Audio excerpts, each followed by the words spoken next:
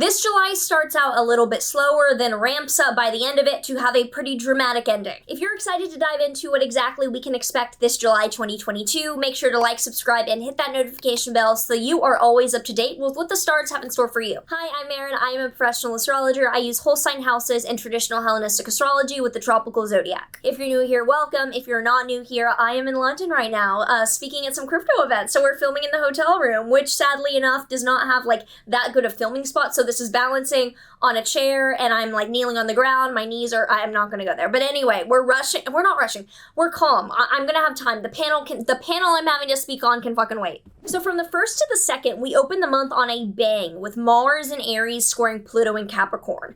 Mars is the fighter, like the ground soldier. Pluto is the master manipulator and the overall, like, I like to compare Mars to the soldier, Pluto to the sniper, because Pluto doesn't have to get his hands as dirty but can manipulate from a perspective, versus Mars is more immediate action. So Mars square Pluto is like the ego and what it wants to do versus the mind and how it wants to manipulate. You might find that in yourself you're frustrated whether to fight or to try and manipulate a situation from a greater vantage point. It could also be that you are either Mars or Pluto in your own life, and you're either the person that is like fighting it out on a day-to-day basis, or you're like sitting back and you're like, I'm gonna play this like chess. So there's a bit of that manipulation power play dynamic going on to open the month. And then on the 5th, Mars enters Taurus. This is where the beginning of the month, the 5th onward, is pretty slow. Mars is entering Taurus. Mars rules the opposite sign of Scorpio. And when planets are in the opposite sign to the sign that they rule, it's known as being in their exile or being in a foreign country, so to speak, where it's like, whoa, I'm not like dying or struggling, but it's a little weird and I don't exactly have the skill set of someone who's from here. Mars wants to fight, it wants to be aggressive. Taurus wants to lay low, slow, steady wins the race, it's dependable. So Mars in Taurus is very much the tortoise. The tortoise in the air, it is the tortoise. It is slow and steady, brick by brick, step by step. And on the same day, Mercury enters Cancer. Mercury has no dignity, no debilitation in Cancer. It doesn't really care either way. It's like decent in Cancer.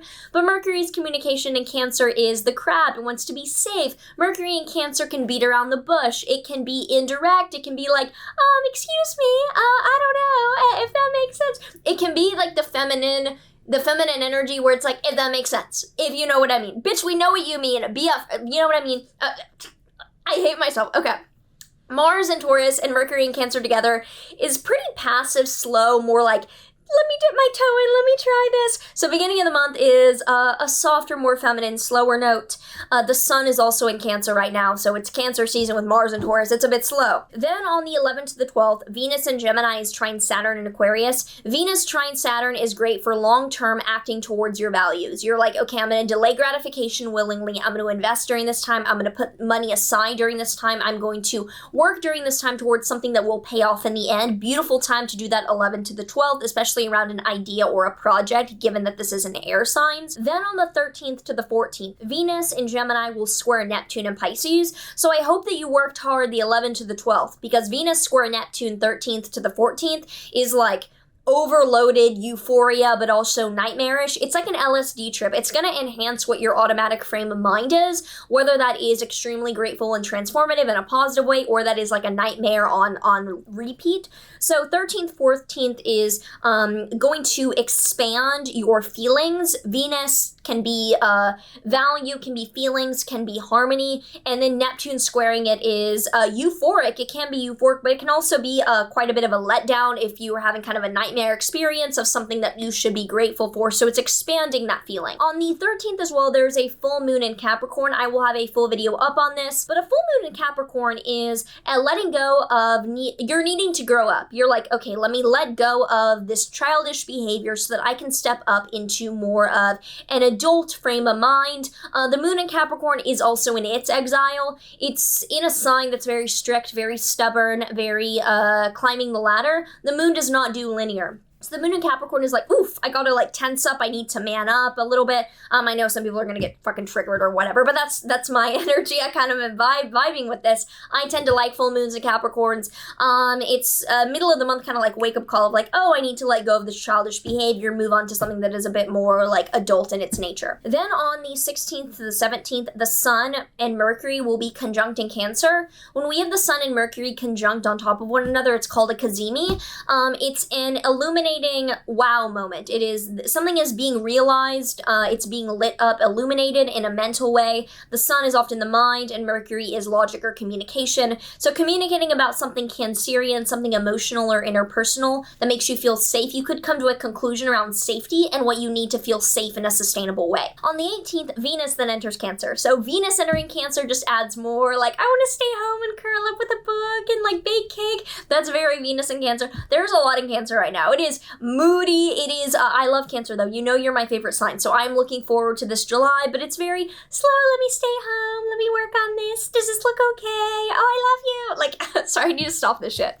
So it's very Cancer, Venus in Cancer. However, on the 19th, Mercury enters Leo. Some of us have that placement. Mercury communication, Leo is the drama, the lights, the action. So Mercury and Leo, we can tell a fucking story and we can make just about anything a sales pitch. So luckily we have some fire in here 19th onward with Mercury in Leo, so we can start being a little bit more creative, a little bit more fiery. But Mercury and Leo can talk a lot. It can be very playful in the way that it banters. Like Mercury and Leo is very banty, but it's also can get off track. It can exaggerate. So that is the kind of communication tone from the 19th onward. Then from the 18th to the 19th, before Mercury moves into Leo, the Sun and Mercury in Cancer will oppose Pluto in Capricorn. So that 18th and 19th period is very tense of like mentally and communication-wise feeling very paranoid. Like you don't know what to say. You're kind of walking on eggshells. And then Mercury moves into Leo and you're like, let me, hear me here. So you kind of lose your cool, but in an entertaining way. Then on the 23rd, the Sun enters Leo. So Leo season with Sun and Mercury in Leo. This is where the drama happens. This is where things get to pick up the speed. The Sun is in its home sign. It is like, let me be seen. Let's play. Let's stop staying at home. Let's go out. Let's live a little. The pace picks up 23rd onward. 24th to the 25th, Venus in Cancer will square Jupiter in Aries. This is a very grateful period. 24th, 25th is a very positive aspect. Venus and Jupiter are in a square, and generally Venus and Jupiter in a square is a positive aspect, let alone together squaring each other. So great for gratitude, for giving, for entertaining. Then on the 26th to the 27th, Mercury in Cancer is squaring Mars in Aries. So this is a bit more tense, that after that lighthearted fun, there could be a moment of like, oh shit, like things, there's a lot of aggressive communication. Social media tends to light up when Mercury and Mars are in aspect. The timeline's gonna be in shambles. Then the 28th is a new moon in Leo. Sun, Moon, Mercury, and Leo. It is a new beginning of creativity, of play, of feeling like you are inspired by your ego. Leo's a lot of ego, by your ego to create in the world in a way that you would be proud of. So look for that inspiration end of the month. Also, the day after on the 29th, Jupiter is stationing retrograde in Aries.